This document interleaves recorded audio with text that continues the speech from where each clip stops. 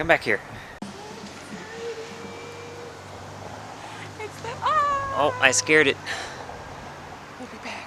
Well, since the bathroom's done, we're finally getting to the point where we need to get the logistics down to move this upstairs into the bathroom. And one of the things which I probably should have thought about earlier, but that's sink placement. So this one is not necessarily going to be in the same location that the old sinks were. I think they were a little closer to the wall, but what I'm going to do is I took off the back panel here, so I'm going to take this upstairs into the bathroom so I can see where these cutouts line up and how close or how far away they are from what's coming out of the wall. And hopefully we don't have to do too much, but I'm pretty sure that we need to do some rearranging of the water lines and or the drain pipe, but probably both. Well, shoot.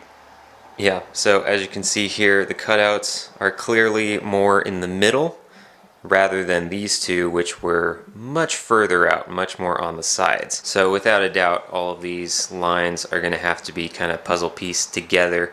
And one of the other things that might be a little bit more of an issue is the outside water lines, because if you look at this panel, there's a bunch of screw holes right here, and this is where the wall is. So there's drawers on this side at the end, and then there's the big cabinet here where the sink goes. And so we want to make sure that everything is at least on this side of that screw hole.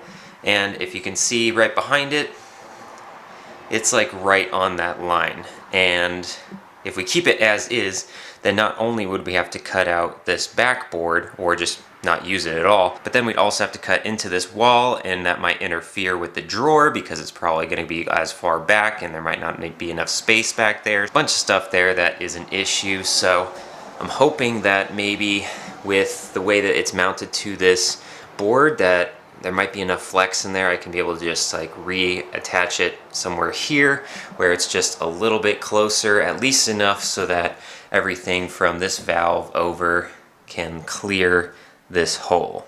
So it's not that much, but it's enough, you know, that we're gonna have to do something about it. And then there's also the drain pipes that we're dealing with. So of course they go actually out to the side walls when it should be going in towards this sink where it's placed.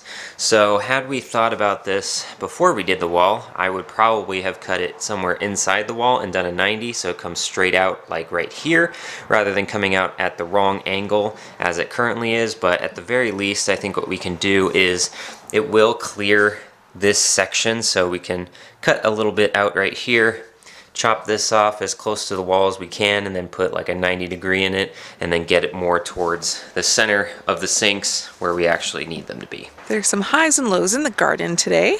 First off, look at these cute little potatoes.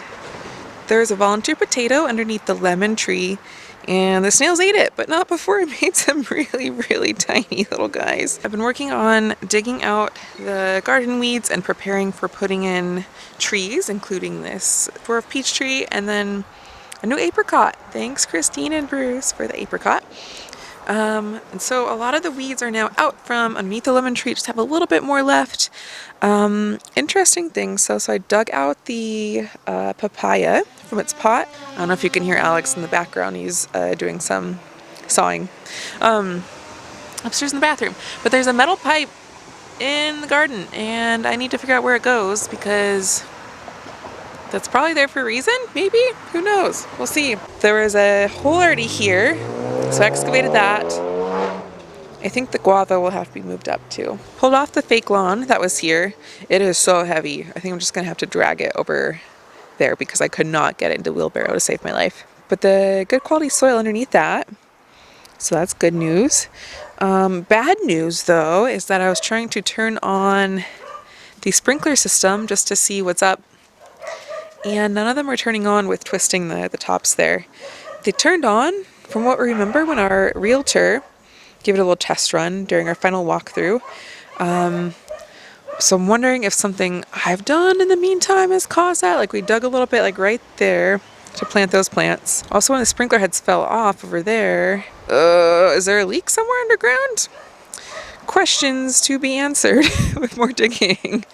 But in other news, the milkweed is growing quite nice. I got a couple more little guys from Earth Day at Home Depot, so I've started planting those. I just have one more to plant. The sage is going to start blooming soon, and that milkweed actually has a tiny little caterpillar on it, although it does not look like a monarch. We've been seeing a lot of butterflies around the yard, though, especially in all the succulents back there, on the hibiscus. I saw a monarch yesterday and then a swallowtail today, which is cool. The tomato is looking really happy. And then another good news, we have a bunch of little tiny friends. Right there. Oh, there he is. Cute. On the lilies that are going to bloom soon. And then there's one more that lives on this basil. Oh, he's right there. So I think they're here to stay, at least on those plants for now, which is really exciting. The last exciting thing is that this plumeria is not dead. It's got leaves. Thank goodness. I was really afraid it was rotted all the way through. And oh my gosh, is this going to be a flower on the epiphylium? Nice. That'll be really exciting. No news yet with these plumeria, but hopefully with the bag rooting method, they'll be good to go soon. Time to dig some more. So this is the back vanity plate, and the square used to go here, but I made cutouts on both sides so that we can fit up the water lines. So right here is the screw hole for the wall divider. So in this section is going to be the cabinet, and then here is going to be a couple of small drawers in a stack. And so the water line originally was like over here, so I had to undo it and just moved it over and nailed it back into the stud, so it's good to go. It will clear that hole. Same on the other side, and then also for the drain pipe, I cut everything back, and then we got some 90-degree elbows at Home Depot, so got at least this one fitted up, so that way once the vanity is in, then we can build this drain pipe out and attach to the sink as appropriate. So I imagine it's just going to go out a little bit here and then come forward, then have the drain catch, and then go straight up to the sink. I wonder if the camera can hear the birds going on out there. This is every day.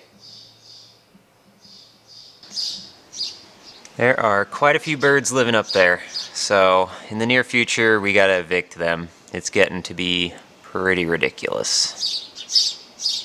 Noodle likes it though, don't you? The plant acquisition continues. Mwahaha. A guy on Facebook was giving away his sugar dragon fruit plant because he's moving. People are so nice on Facebook and the buy nothing groups and the succulent trading groups. We went and picked up this dragon fruit last night.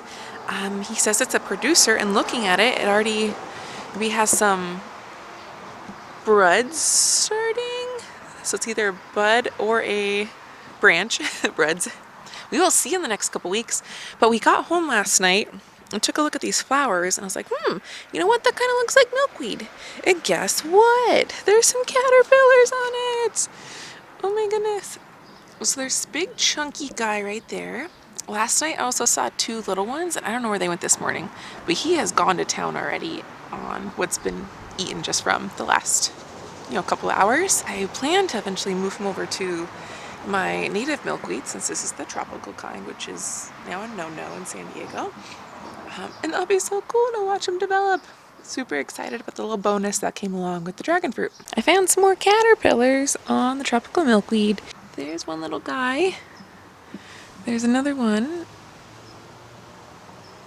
Right there. Oh, I won't focus.